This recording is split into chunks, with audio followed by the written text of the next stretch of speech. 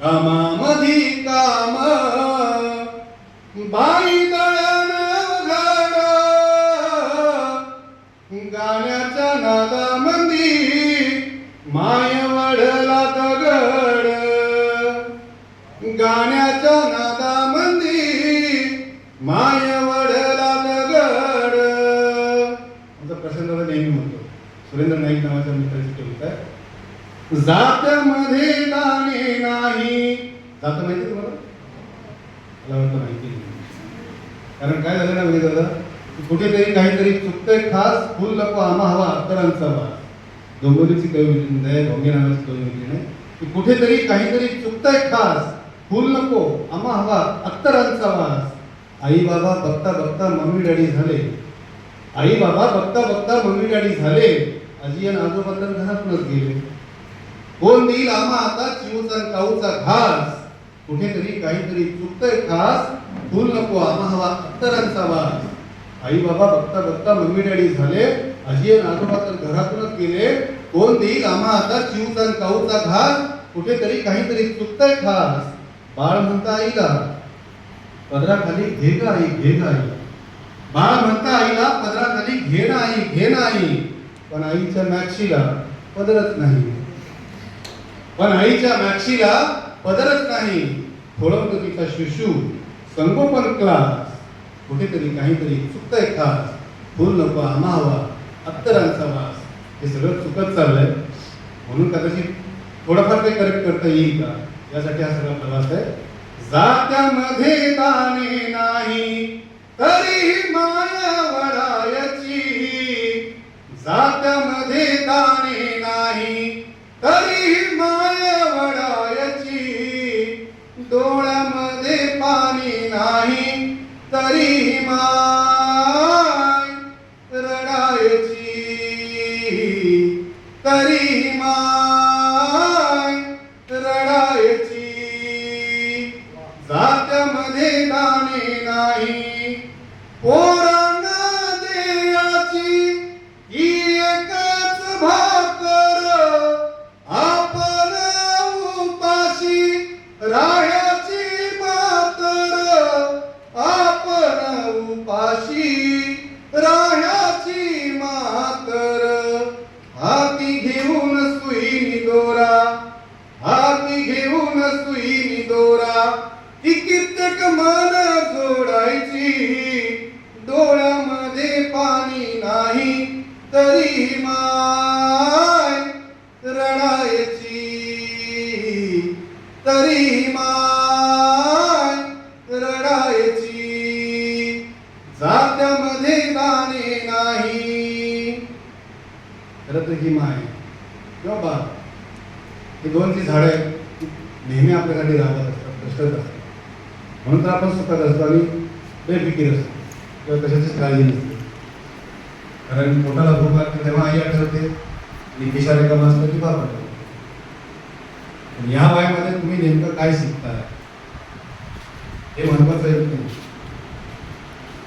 मी जेव्हा 20 वर्षापूर्वी मुंबईमध्ये आलो तेव्हा या शहराविषयी माझ्या आईला काय वाटायचं ते आजही खेड्यातल्या प्रत्येकाच्या आईला आजही वाटतं. तो जो प्रवास होता सगळा तो प्रवास एका कवितेतून लिहिण्याचा मला मी प्रयत्न केला. कारण माझी जी परिस्थिती ती खूप हालाकीची होती. आणि इथं जेव्हा मी 20 वर्षापूर्वी आलो तेव्हा ज्या 10x10 रूममध्ये ऑफिसमध्ये काम करायचं दादा तिथेच खायचं तिथेच झोपायचं तिथेच सगळं करायचं. पण तो प्रवास जो होता तो प्रवास शब्दाने धरला होता म्हणून कदाचित ते कवितेतून मी व्यक्त होऊ शकतो. त्या प्रवासाची ही एक कविता की शहराच्या वाटेवर स्वप्नांची गर्दीदार पाय निघाले शोधाया जिंदगीची वहीवाट. शहराच्या वाटेवर स्वप्नांची गर्दीदार पाय निघाले शोधाया जिंदगीची वहीवाट. लहानपणी आई म्हणायची पोरा शहर नावाचं गाव लय मोठं. लहानपणी आई म्हणायची पोरा शहर नावाचं गाव लय मोठं. इथं माणसासकट सगळं जगणं खोटं. इथं माणसासनी पैशाची लय मस्ती. इथं माणसासनी पैशाची लय मस्ती. पोरा शहर म्हणजे नुसती मुर्दारपणाची वस्ती. म्हणून म्हणते आपल्याला आपला गावच बरा आहे. म्हणून म्हणते आपल्याला आपला गावच बरा हाय, इथं कधी ना आटणारा माणूस तिचा झरा हाय. तू शहरात जाशील आणि शहराचाच होशील. तू शहरात जाशील आणि शहराचाच होशील. रक्ताची नाती सारी विसरून जाशील. तू शहरात जा, माझं काही म्हणणं नाही. तू शहरात जा, माझं काही म्हणणं नाही. पण एक गोष्ट ध्यानात ठेव, 2 वक्ताच्या भाकरीसाठी तू तुझा कधी घाण घेऊ नका. जीव, तुझा इमान हीच तुझी मालमत्ता. तुझा इमान हीच तुझी मालमत्ता. ती तुला लई श्रीमंत करल. आणि एक दिवस तुझ्या घरी लक्ष्मी चारी हाताने पाणी भरल. आणि एक दिवस तुझ्या घरी लक्ष्मी चारी हाताने पाणी भरल. तू रगड कमव पैसा, पण मनाचा दगड होऊ देऊ नका. तू रगड कमव पैसा, पण मनाचा दगड होऊ देऊ नका. तुला या मातीची आण हाय. तू किती श्रीमंत झाला तरी तुझे मातीचेच राहू दे पाय. तू किती श्रीमंत झाला तरी तुझे मातीचेच राहू दे पाय. तुझे मातीचेच राहू दे. कदाचित ती गावाकडची माती आजही काळजाच्या पायाला चिकटली आहे. म्हणून आम्ही कोणत्याच काळजाच्या अंगाला कधीच पोरके होत नाही. जाऊ तिथे आम्ही घर बनवतो, जाऊ तिथे बहीण भेटते, जाऊ तिथे आई भेटते, जाऊ तिथे भाऊ भेटतो. आणि यापेक्षा कवितेने आणखी काय द्यायला. त्याच प्रवासासाठी आता मी जेव्हा 900 स्क्वेअर फीटमध्ये राहतोय, 10x10 म्हणजे रूममध्ये जेव्हा राहायचो तेव्हा आई सोबत असते. तेव्हा कुठल्याच उजेडाची आवश्यकता मला वाटत होती. पण आज स्वतःच 900 स्क्वेअर फीटचं घर आहे, 20-20 लाईट्स आहे, बरोबर 20-20 लाईट. पण ती आई गावी भावाकडे राहते. त्या अनुपस्थितीमध्ये 20-20 लाईट्स मध्ये देखील किती अंतर असतो. म्हणजे तिला मी वाटून घेतलं असं तर राहतो. तिला वाटून तर ती घरी तिकडे राहतो, शहरात राहतो, तरी वाटत गावी राहतो. तर ती नसताना माझ्या घरामध्ये इतक्या 20-20 लाईट्स असताना देखील किती अंधार असतो. त्या अंधारातून जन्मलेली ही तिच्या उजेडाची कविता. माझ्या जगण्याचं बळ तुझ्या डोळ्यांची करुणा. माझ्या जगण्याचं बळ तुझ्या डोळ्यांची करुणा. लाख दिव्यांचा माग आई तुझ्या वीण सुना. लाख दिव्यांचा माग आई तुझ्या वीण सुना. आली फुलून फुलात गंध लेवून मातीचा. ज्योत जळाली देवारी जन्म घेऊन वातीचा. ज्योत जळाली देवारी जन्म घेऊन वातीचा. नाही मिळाली उसंत तुझ्या राबल्या हाताला. उभी जिंदगी चालली चिंध्य बांधून पायाना. उभी जिंदगी चालली चिंध्य बांधून पायाना. कशी मागावी भाकर भूक लागल्या तव्यानं. कशी मागावी भाकर भूक लागल्या तव्यानं. माय पेटते आतून रोज जळते नव्यानं. माय पेटते आतून रोज जळते नव्यानं. जळताना देहभर साऱ्या उजेडाच्या खुणा. बांध बांधून डोळ्यांना माय उभी ताट पुणा. बांध बांधून डोळ्यांना माय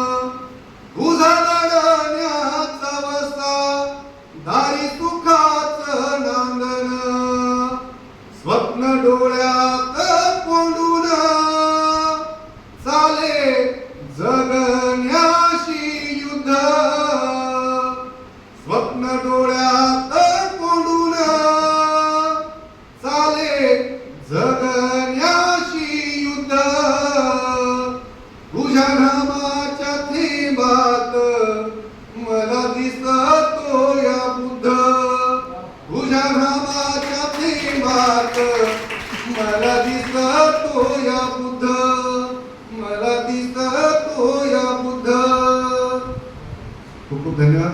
मला सहन केलं, वैभव अभिनय केलं त्यांनी.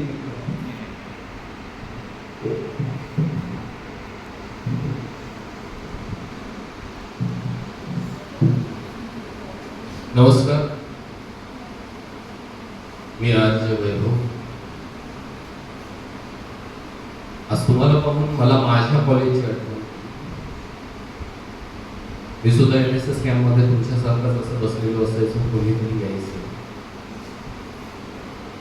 आणि मलाही वाटायचं की यांच्यासारखं आपणही बोलावं. म्हणून मगाशी जसं जितेंद्र सर बोलले की हातात योग्य वयात योग्य वेळी पेन धरायचा की सिगरेट पकडायची, त्यामुळे कदाचित मला माझा जगण्याचा मार्ग गवसला आणि आज तुमच्या पुढ्यात बसलोय.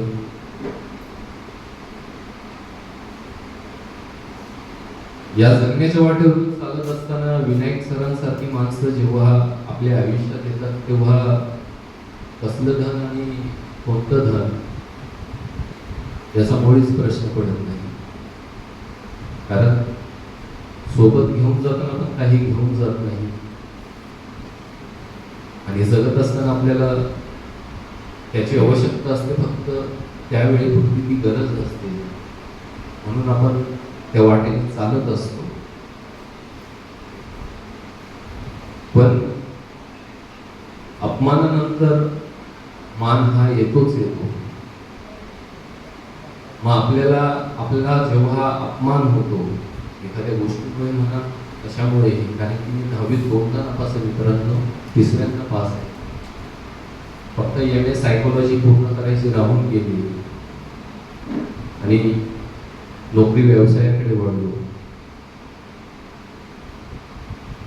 जेव्हा आपल्यासाठी गर्दी निर्माण होते ना, मग ते टाळणारेच आपल्यासाठी टाळ्या वाजवायला बसलेले असतात. म्हणून अपमानानंतर मान येतो. संयम ठेवायचा आणि चालत राहायचं. हे वय असतं अल्लडण्याचं, बागडण्याचं, डिप्रेशनमध्ये जाण्याचं. परंतु परिस्थिती वाईट असली म्हणून वेळ तीच राहत नाही, वेळ बदलते. एवढं लक्षात ठेवायचं. संयम शांतपणे चालत राहायचं. वेळ निघून जाते, काळही निघून जातो. वाईटानंतर चांगले दिवस येतात. कारण की प्राध्यापक संजय चव्हाण सर जे मला FY SY असताना मराठी विषय शिकवायला होते, ते सांगायचे, कालचा दिवस आज नसेल, आजचा दिवस उद्या. एवढं लक्षात ठेवलं आणि चालत राहिलो. कवितेमुळे विनायक सरांसारखी माणसं माझ्या आयुष्यात आली आणि माझ्या आयुष्यात थोडा चित्रपटाला जेव्हा राष्ट्रीय पुरस्कार मिळाला तेव्हा ती नावं वाचायचो. कारण की मला सुद्धा चित्रपटामध्ये काम करण्याची आवड. इयत्ता 6वीत असताना पहिल्यांदा लिहिलेली कविता, 10वीत नापास झालो तेव्हा कळालं की मी लिहिलेली कविताच आहे. आणि कवितेचं गोड धरून चालू लागलो. कविता म्हणजे जगण्याचं बळ आहे. कवितेने पोट भरता नाही आलं तरी माणूस म्हणून समृद्ध होता येतं, हे जितेंद्र लाड सरांमुळे कळलं. तो आजपर्यंत रेडिओ जॉकी म्हणून मला तो प्रवास आणि कवितेमुळे तुमच्यासमोर बसण्याची ही संधी आणि माणूस म्हणून समृद्ध होण्याचं हे एक कारण माझं. आयुष्यात पहिल्यांदा लिहिलेली कविता म्हणजे माझ्या गुरुस्थानी मी कवितेसाठी माझे 2 दीपस्तंभ आहेत. एक प्राध्यापक अशोक बागवे सर आणि दुसरे कवी सौमित्र अर्थात अभिनेते किशोर कदम. माहीत आहे तुम्हाला, नसतील माहीत. पॅन्ट्रीमधले जगाचा गाव, तो माझा आदर्श, तो माझा गुरु बनतो. म्हणजे त्या व्यक्तींपर्यंत मी कोणाची शिडी घेतली नाही, कोणाचा आधार घेतला नाही, परंतु स्वजिद्दीने स्वबळावरती मी त्यांच्यापर्यंत पोहोचलो आणि माझी एक ओळख निर्माण केली. आज ते माझ्याशी आदराने एक माझ्याकडे आदर्श म्हणून बघतात आणि मला प्रेमाने हात देतात, कॉल करतात. मी कॉल केल्यानंतर माझ्या बोलाने साथ देतात. अजून काय हवं विषय. पहिल्यांदा लिहिलेली कविता रोज शाळेत जायचं. 6वीत असताना लिहिलेली, 10वीत गेल्यानंतर मला कळालं लिहिलेली कविता असते. त्याच्यानंतर त्यावरती थोडेफार संस्कार झाले आणि ती कविता झाली. रोज शाळेत जायचा, रोज रोजच शाळेत जायचा त्यांनी तो शाळेत न जाता सकाळ होताच कोणाला शोधायला घराबाहेर पडतो हेही कळत नाही. सायंकाळी घरी आल्यावर सापडली गेली तेही कळत. कोणा समजत नाही काय करतो तो, कोणालाच कळत नाही. काहींना वाटे वेडा तर नाही ना हा, रोज घराबाहेर जाते वेळी संधी शोधत मी नजर घेऊन जाईल. काल करतो गळ्यात पुठ्ठा घालून त्यावर नाव लिहून फोटो दाखवत करत होता सगळीकडे, जणू काही सापडून आणल्याशिवाय प्रिय नाही. परंतु रोजच्या वेळी घरी येतो सगळे काही जमत. कधी वाटत असेल त्याच्या मनाला आपल्या जवळ तर नाही, कधी वाटत असेल त्याच्या मनाला आपल्या जवळ तर नाही म्हणून पॅन्टचे शर्टचे खिशे चाचपडता उसवतातही त्याला जे हवंय ते मिळत नाही. कधी वाटत असेल त्याच्या मनाला घरात तर नाही म्हणून गेलेला असतो त्याला. चौकातून पुन्हा माघारी येतो, किचन मध्ये जातो, डबे उचलतो, शेवटी पाहतो, किचन वाट्यांमध्ये देखील सुद्धा रोखावतो. काही वेळा तर बाथरूम मध्ये सुद्धा पाहतो, त्याला कोणीही मिळत नाही. एके दिवशी केला त्याला विचारायचा प्रयत्न मी शोधतो आहे सापडले का, पण काही न बोलता फक्त घरातून बाहेर नको. पोटात आठवडा असतो, पाण्याचा दिवस काढत असतो, कुठून कसा नाश पानावर आलेला असतो, त्या तंत्रीतून बाहेर निघालेला असतो. रात्री झोपेच्या वेळी घरी तो येतो तेव्हा मला विचारतो रडत माझ्या मी हरवली सापडला.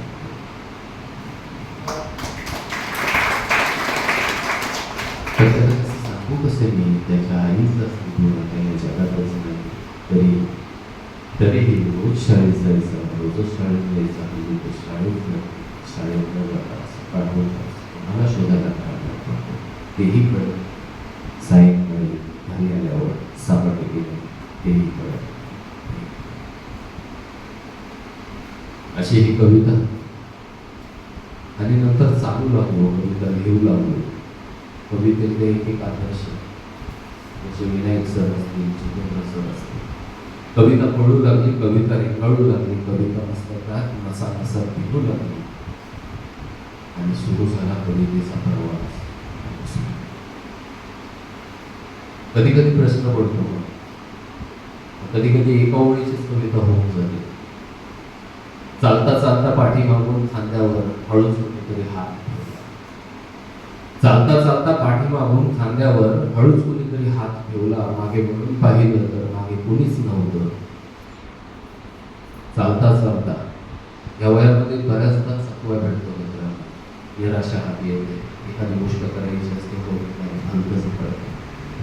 चालता चालता पाठीमागून खांद्यावर हळूच मागून कुणीतरी हात ठेवला. मागे वळून पाहिलं तर मागे कोणीच नव्हतं. वाटलंच नशिबानं पुन्हा धडका गेली, वाटलंच नशिबानं पुन्हा धडका.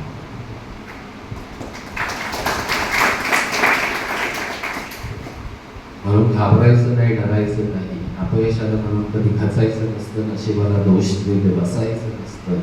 आलेल्या अपयशावर घट्ट पाय रोवून पुढे निघायचं असतं. क्षितिच्या पलीकडे जायचं असतं. क्षितिच्या पलीकडे जाऊन एकदा तरी मागे वळून पाहायचं असतं. एकदा तरी मागे वळून ते याच्यासाठी पाहायचं कारण की आपले पाय मातीतच ठेवावे, कारण आपल्याला मातीतच मिसळायचं आहे. आज विनायक सरांसारखा एवढा मोठा माणूस आज चित्रपटांना गाणी लिहितो, राष्ट्रीय पुरस्कार मिळतात त्या चित्रपटांना, तरी सुद्धा माझ्यासारख्या नवख्या पोराला तुमच्या पुढ्यामध्ये बोलवतो. हे कुणाच्याही मनात किंवा कोणीही नाही करू शकत. त्याच्यासाठी मनाचं मोठं प्रांगण लागतं, अंगण लागतं, मनाचं पारणं मोठं ठेवावं लागतं. कारण की विनायक दादा माझ्यासाठी आदर्श आहे.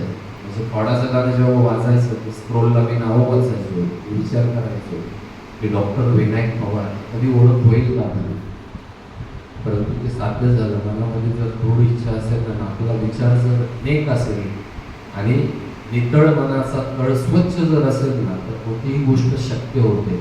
अशक्य असं काहीच नसतं. मला सुद्धा चित्रपट बनवण्याची भूमी, आयुष्यात एक तरी चित्रपट बनवेल हे माझं स्वप्न. परंतु चित्रपट बनवताना आलेली हलपेष्टा आणि अवहेलना, सोबत होती वेळ आणि वय, सोबत होती वेळ आणि वय, वेळ सरत होती आणि वय वाढत होतं. वेळेकडे पाहून वय विसरत होतं, वयाकडे पाहून वेळ सरत होती. ध्येय खूप मजेशीर होतं, त्यावरही प्रेम होतं, पण चल मला तूच सांग रे आई, वेळ भटकू तरी कुठे. वय म्हणते वेळ आहे बघ जमेल, वय म्हणते वेळ आहे बघ जमेल, वेळ म्हणते वय आहे मी खूप काही करेल. दिवस टेकायला हे सांगा, कधी विचार करतच नाही. येथे गरिबीला लाज आहे, श्रीमंतीला माझा आहे वरिष्ठ. येथे गरिबीला लाज आहे, श्रीमंतीला माझा आहे वरिष्ठ. येथे घमंडीपणाला दात आहे, खोटेपणाला वाव आहे. चमत्काराला नमस्कार आहे मायबाप हो, पैशाला सलाम, माणुसकीला लगाम, गरिबीशी सुख भांडतं.